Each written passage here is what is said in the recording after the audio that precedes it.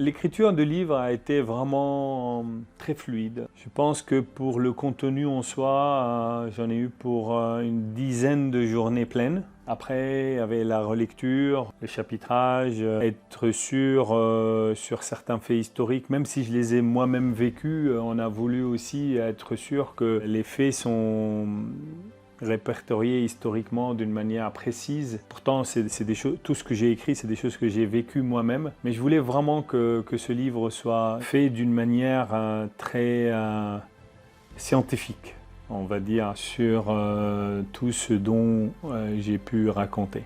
Il y a eu le choix de l'éditeur. Et moi, j'ai toujours rêvé, et vraiment, de publier chez Michel Lafon. Vous pouvez imaginer que publier le livre finalement chez Michel Lafon m'a apporté beaucoup de joie. Alors j'ai réalisé énormément de choses dans ma vie, des choses qui m'ont procuré énormément d'émotions. Et ce qui est étrange, c'est que j'ai ramené des boîtes en bourse, j'ai vendu des boîtes, j'ai acheté des boîtes, j'ai construit beaucoup de choses. Et évidemment, chacune de ces choses-là m'ont apporté de l'émotion et de joie. Mais tenir ce livre entre les mains, je pense que c'est, dans ma vie professionnelle, c'est la chose qui m'a le plus procuré une joie et une émotion très forte.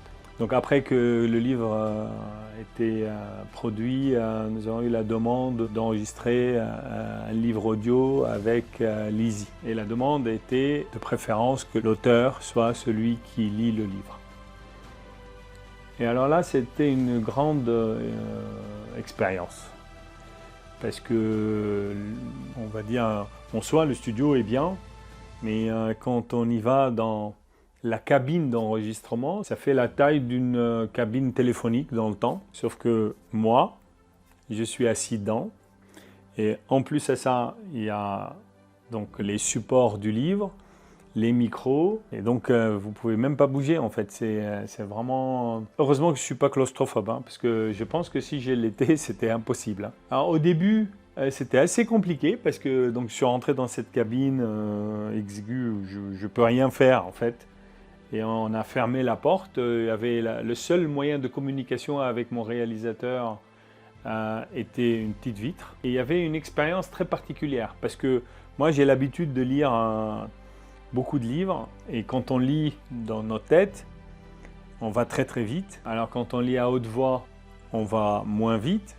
Mais quand on lit à haute voix avec un retour dans les oreilles, en fait c'est quelque chose d'étrange parce que on lit à nous-mêmes. Et c'est très bizarre parce qu'on s'entend. On a les deux fonctions, la fonction source et la fonction récepteur. Donc c'est très très étrange.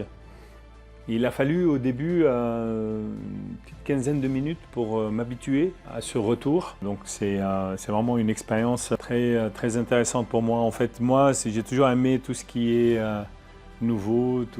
J'aime apprendre, je suis toujours avide d'apprendre. Et cette expérience d'écrire le livre et de l'enregistrer était pour moi très excitante, tant elles sont nouvelles. Les ouvrages que j'ai publiés avant, c'est des ouvrages scientifiques, donc c'est pas pareil.